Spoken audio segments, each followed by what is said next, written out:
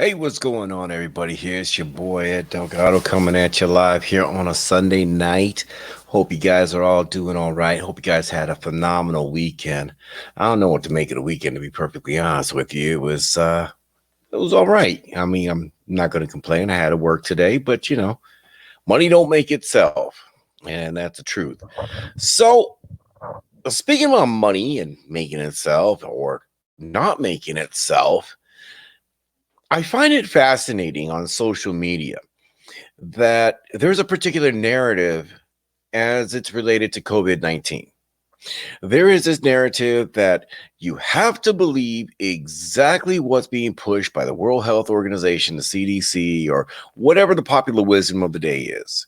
And if you have any kind of differing opinion on the coronavirus, potential cures, potential remedies, that's going to be discredited almost immediately. We saw that over the summer with the frontline doctors. We saw that as it's related to hydroxychloroquine. We saw that with a lot of people saying, hey, you know what? This COVID is not that big of a deal, but it is a deal. And it's funny because it's almost like you have to have this caveat anytime that you're going to talk about COVID that, yes, the virus is real. Yes, people have died from it. Yes, if you have existing comorbidities such as overweight, diabetes, over 70, COVID's going to kick your ass, and you'll be very fortunate if you come out on top of it. But for the vast majority of people, I think it's something like 99.9996% of the people, they're going to survive it. For those that are over 70, it's something like 70 point, and I can't remember what the decimals were after that, but it is significantly higher for those over 70 and with pre-existing comorbidities. So nobody's saying that COVID's not real. But what they are saying is that you have to have room for discussion in this particular matter. Now, I'm not a doctor. I'll be the first one to tell you that. But I have done my research. I've done my readings. I've done my own analysis, like many of you have done. And one of the things that just totally boggles the mind is how social media, and we know there's a bias on social media, but how they will flag, they will fact check, they will pull articles, they will ban you, they'll put you on Facebook jail.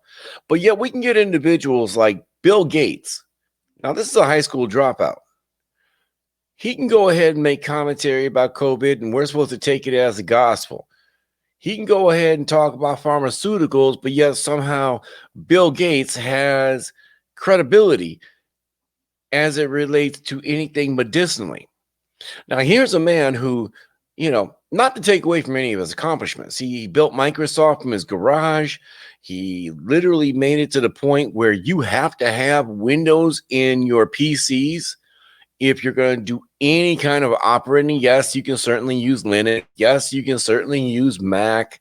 But for the vast majority of people, they're going to use a personal computer, laptops, and you're going to be running a Windows-based system. But even in his own sphere of influence, even within his own profession, which again, being technology-related computers, he can't even solve the damn, a virus from infiltrating his networks, but yet he's going to tell you what you need to do to stop the spread of an actual physical virus. Case in point, let's pull the story up right here. Bill Gates is calling for, before I get into this here, I'm going to just throw this out real quick. Guys, do me a favor. Make sure you guys like, share, subscribe, smash that like button. Get this out here for everybody. If you think what I'm doing here is all right, if you think I'm talking some sense, like I said, share it out there. It's the best way to help out the channel grow and, give it out there like that. But let's get back to the topic at hand here. When it comes to the bar and restaurant industry, this is something that's actually very near and dear to me. It's a business that I'm very familiar with, and I know a lot of individual entrepreneurs that work and own bars, restaurants, small clubs, things like that, independent grocers. Small businesses that aren't the Walmarts, the Amazons, the Whole Foods of the world. Now, it's not to take away from these large businesses because I think they certainly do serve a function, but within smaller communities, especially within certain ethnic enclaves, the small business is an essential part to a community. I live in a town right now of about 2,500 people. We do not have a grocery store.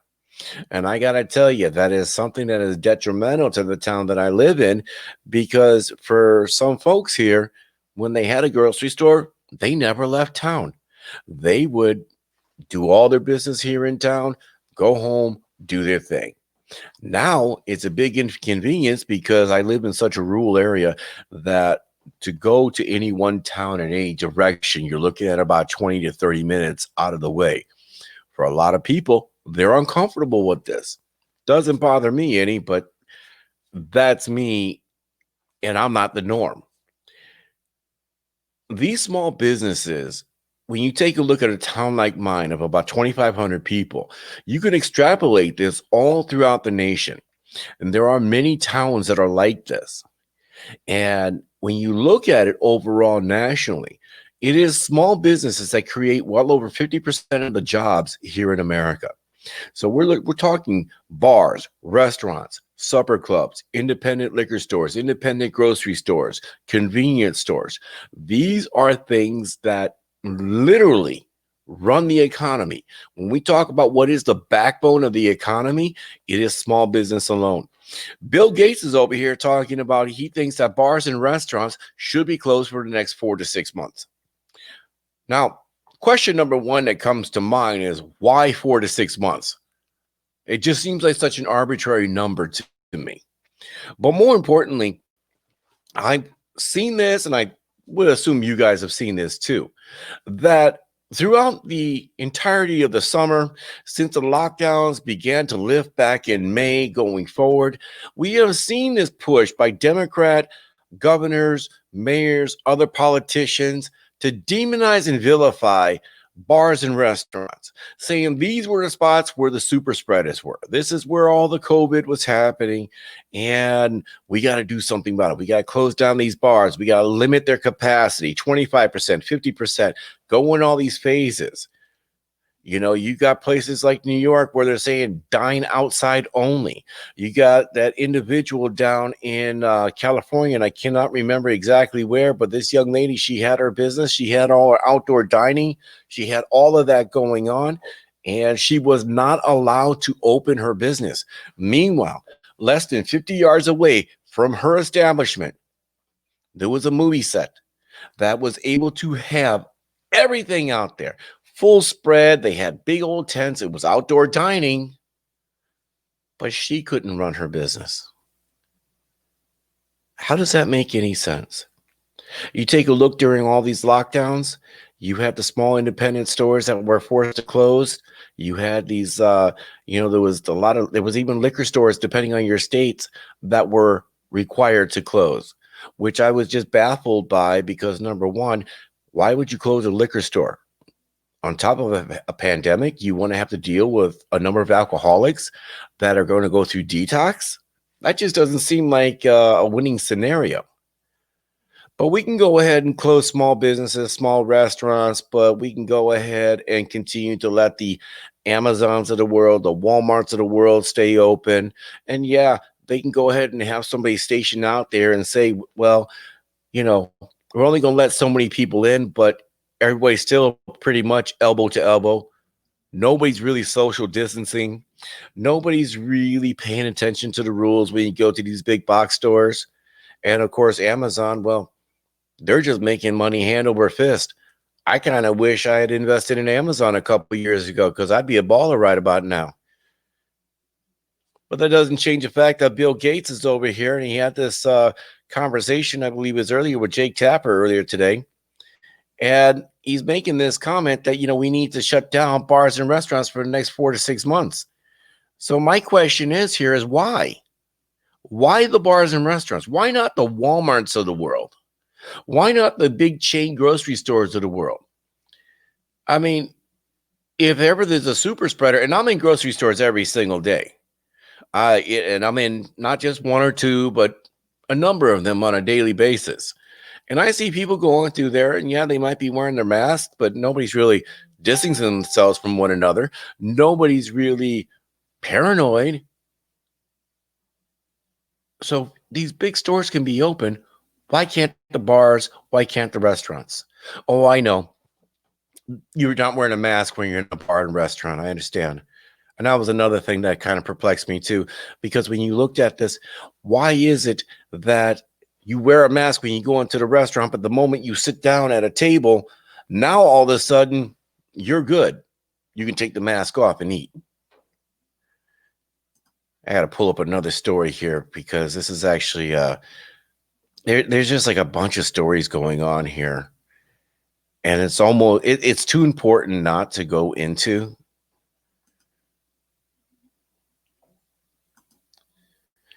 Now, remember, we talked about the bars and restaurants being one of the backbones of American, just small business as a whole being the backbone of the American economy. And I can't stress how important that is. And when you take a look at what's happening, I'm seeing bars and restaurants closed at a level that I've never seen before. And it's something that bothers me, and it should bother you, because a lot of these people that are going to be out of work, these are your friends, your neighbors. These might even be your loved ones. It could be you. And the question, of course, that needs to be raised and should be addressed is, why is it that we are continuing to allow these draconian edicts to shut down these bars, these restaurants, and other establishments such as that? And when you take a look at the greater toll here, like I said, COVID taking lives, yeah, it is a serious, serious deal, and it needs to be dealt with appropriately. If you want to take the vaccine, God bless you. Take that vaccine. If you want to take HCQ or anything else like that, God bless you. You should be able to do that. We want to mitigate any kind of loss of life. But when we look at the damage that's being done, over 100,000 restaurants are potential. In this article here from the QSR story here that you see up on the screen, that's the fast food restaurant service publication. It's a publication that deals with fast food and casual dining. Think about this. All these people that are going to lose their jobs, all these people that have invested their entire life savings, their everything. I mean, this is not just a job for these people that own these businesses. It is their baby. It is their lives. And you're going to take that away from them. And what do they have to go for? Unemployment? What? 12 weeks if they're lucky? If they can even get that. Here in the state of Wisconsin, there are individuals that are still waiting for unemployment from back in March. So explain to me how exactly they're supposed to continue to make a living when government has done everything in its power to shut these establishments down. You take a look at Atlas Gym, I believe, in New York City. It's another great example. And then, of course, you got the individuals that work in the service-related industry, your bartenders, your waitresses, your cooks. What are they supposed to do? Where do they go from there? Meanwhile, Congress today just recently put together another stimulus package. Apparently, they're going to be pushing $600 per week for unemployment, and I think $300 a week for unemployment, and another $600 direct payment on top of all the other pork and all the other garbage that they're going to put into this huge omnibus bill. And then let's look at the equity of that. You're going to give $600 to people to go spend. You're going to continue to incentivize people to not go to work if they have the means to go to work. Now, mind you, for the individual that is out of work, they have no other option. We need to do something about this, but I don't think this is the answer, because all this is simply doing is creating a larger transfer of wealth from individuals such as you, me, the bartender, the waitress, the short cook. You're transferring all this wealth, and they're not going to the mom and pop restaurants. They're not going to the local bar. They're not going to the local store. What they're going to end up doing is buying through Amazon, through Walmart. They're going to go to Festival Foods, Whole Foods, Food Lion, Pick and Save, all the other establishments that are going to be open just as much as they ever were. And yeah, they might continue to, like I said, have their restrictions and claim that they're going to go ahead and do their part. And you listen to the PA and they say, if you're sick, cover your coughs and, social distance, wear a mask, be part of the team. But that doesn't do anything for the people that are out of work. That doesn't do anything for the people that have lost their lives savings, their lives work. So we continue to push this narrative and we continue to listen to individuals like Bill Gates, who has entirely no medical expertise, but yet somehow he's given credibility because he's Bill Gates. Like, I get it. If this was some kind of techno-organic virus, something that you would see in a comic book where computers were taking over people, I get it. Maybe we want to listen to Bill Gates at that point. But this is a biological virus. Bill Gates has no idea what he's talking about. And quite honestly, we have no business listening to him. And he wants to talk about shutting down bars and restaurants for the next 4 to 6 months. And who exactly is going to take care of these people and make sure that they're financially stable, taken care of, have food, shelter, mental stability, and keep their family intact, in addition to making sure that the substance abuse, alcohol abuse, physical abuse, domestic abuse, and sexual abuse does not continue at the level that it has for this year. Now, I try to be very positive in a lot of the things that I like to do in my day-to-day interactions. I like to tell people to go out and become the best versions of themselves they can be.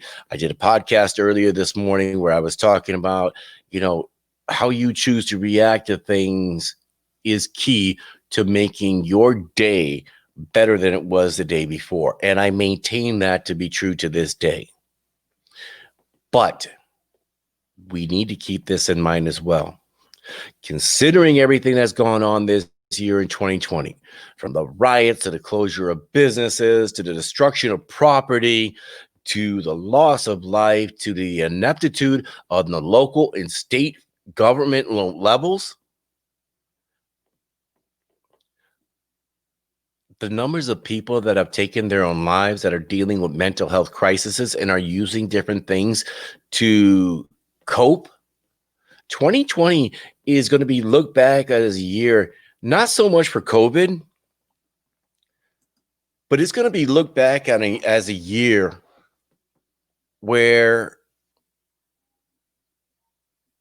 we're going to have to look back on it and maybe even shed a tear. Because when you guys really think about it, the mental health crisis alone, the staggering levels of depression, substance abuse, because people can't get out of the house, because they can't connect with one another as human beings are meant to. It's going to be tragic. And I know a lot of people want to try to say, hey, let's go back, let's look forward to 2021. And I do want to look forward to 2021 because I think 2021 is going to be outstanding. But in order for that to happen, we have to rectify and remedy the wrongs of what happened here in 2020. And there's a lot of people out there that are going to need help. And in order to get that help, it's going to be incumbent upon all of us here to pull together and at the very least, support your local businesses while they are still around. Dine out when you can. If you can't, take out. Make sure you tip your waitresses and your cooks and your bartenders and all them other folks. Let them know you appreciate them, even the frontline workers, because I don't care if it's Pick and Save. I don't care if it's Whole Foods. I don't care whatever it is. Thank them, folks, because they are not representative of those larger organizations. They're out there doing the job just as you and me are. Looks like we have the chat room up here tonight. What's going on? We got Shannon here in the house. What's going on? What did Shannon put here? Shannon noted. It will be looked at as a time people started to really see how corrupt the Democrats are and how hateful they have been towards the American people. And it's definitely true. And I didn't want to get too political with this, but the truth of the matter is that when we look at the individuals that have been shutting down businesses, restaurants, stores, telling you that you can't work out of your own home, it's been in Democrat-run cities, Democrat-governed states. It's been in Democrat-run counties. And unfortunately, that's kind of where that's at. But we'll definitely get into that more later on here. Christine, what's going on? How are you tonight? Christine mentioned on here, can I get your show on another platform other than Facebook? Yes, ma'am. Indeed, you can. Right now, I am only doing live on Facebook. However, I will be uploading this here to YouTube, Library.tv or Odyssey, BitChute, and Rumble. And then I'll be doing the audio portion onto Spreaker.com. So wherever you get podcasts or anything else like that, you'll be able to get this episode in the audio format. So you will be able to do that. So, all right, guys, on that note here, running about 25 minutes. I don't want to go too long here, but I'm sure I'll have some more content coming out tomorrow and then Tuesday night, 8 p.m. Central Standard Time. As always, let's get the right banner up. As always, we got the Caramel Conservative Podcast. That'll be coming up here, 8 p.m. Tuesday night. That's December. What is today? 20. Today's the 20th. Damn. 5 days of Christmas. So here's what we got coming up on deck. Tuesday night, the 22nd, the Caramel Conservative Podcast coming up to you live. Who knows what's going on? We got a lot of craziness I'm sure we'll talk about. Then Wednesday night, this is important, folks. Wednesday, December 23rd, Festivus. Festivus, the holiday for the rest of us. Yeah, I got some stuff to say, and I'm going to get it off my chest. That's going to be a totally not safe for work. You guys are going to want to be there for this. I'm going to do video and audio for that one. Oh, man. Timing issue. All right, we're going to have to check that out. Shannon goes, gee, I just joined. Sorry. And then Christine said, hoping for forgiveness on the other side. There's always forgiveness. Always. Yes, and we'll definitely be talking about Christmas coming up. Merry Christmas to all of you guys too. Shannon, Christine, everyone else listening out here. And then next week, we'll definitely be doing a year in review show. There's a lot of things that we want to go over, a lot of things we want to talk about. So we'll break all that down. So like I said, thank you guys for joining me here tonight. I will check in with you guys later on. I'll have some more content coming up. Tuesday night, 8 p.m. Central Standard Time, the Caramel Conservative. Check us out. Website, plusultramedia.com. See you there.